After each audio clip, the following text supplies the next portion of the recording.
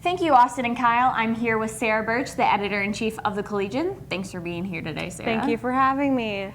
For this week's segment, we are going to discuss a particular story that is featured in this week's edition of the Collegian. This year marks the 25th anniversary of the notorious Hobo Day riots that occurred on campus and throughout Brookings. Hundreds of students rioted, damaging property on campus, including light poles, bike racks, tractor tires were rolled through the streets, and even tipped over a KSFY news vehicle.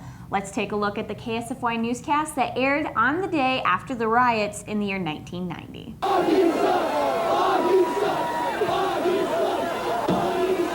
This is crazy. It really is. I've never seen anything like this.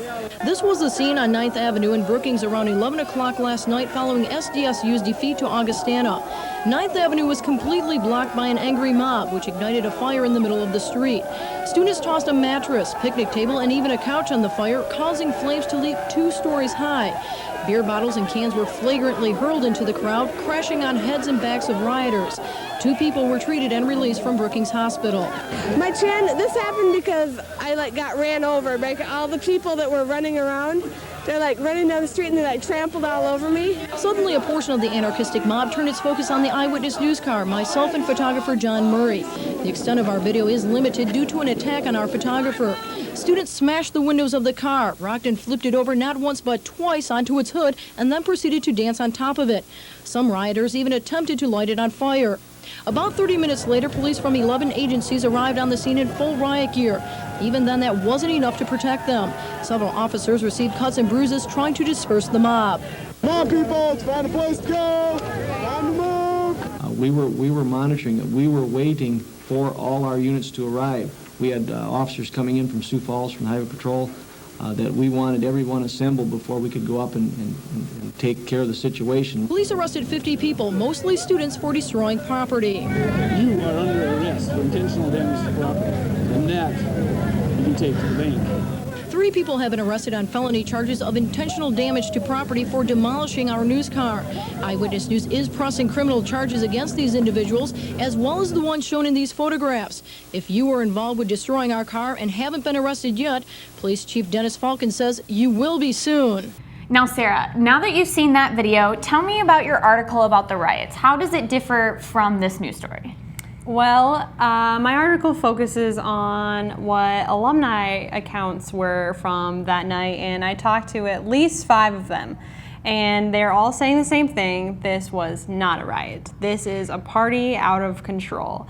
I see the newscast and I see the video of these big bonfires, and they said there was 3 major fires that night, and they just were throwing their own furniture. Students were throwing their own furniture into this to make it bigger and just to keep it going.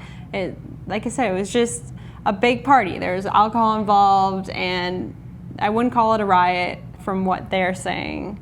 Mm-hmm. Well, the cause of it still is kind of yet to be determined. Some people attribute it to the loss to Augie. Some people attribute it to a bunch of house parties got busted early in the night, and there were a lot of minors out with nowhere else to go and people from out of town, so they just started partying in the streets. And then, technology is different today. You can't just call up your friends on your cell phone being like, hey, where you at? So it's a little bit different. And I also discussed with John Murray, the photographer, a little bit, and he told me he was physically attacked, in the story that played earlier. He said that the car got tipped over, and rumor has it the KSFY car door is still floating around Brookings, so that's pretty interesting. I talked to Doug Wormerdahl, the acting Vice President of Student Affairs right now, and he was saying that if there was ever a time for Hobo Day to be in danger, it was that year. And it was only ever canceled twice before that for World War I and World War II, but he said if there was ever a time that they would cancel it, it would have been that year. And as you can see, we still have Hobo Day today, this weekend, and it's still going strong. Interesting. Any other accounts that you can think of in terms of what are in your stories that we may find interesting? Oh yeah, actually one really interesting is I talked to a guy who was a sophomore at the time, and he was there at the fires. He was there, he said, drinking a beer, and he was there when news cameras showed up, when just reporters showed up, and he goes, He just was, regular old Hobo day. He partied and whatnot. And then the next morning, Sunday morning, his mom called him and said, JT, it's always nice to see your face smiling every morning. And he was confused. He was like, what do you mean you haven't seen me today? Turns out his face was on the very front page of the Argus Leader the next day, holding a beer and smiling right at the camera at these riots. And he still jokes about it today. He's like, well, not much you can do about it. Proof is right there. But front page, college student holding the beer. Isn't that every student's dream? To read more about the Hobo Day riots, pick up this week's issue of the Collegian or visit their website, sdsucollegian.com.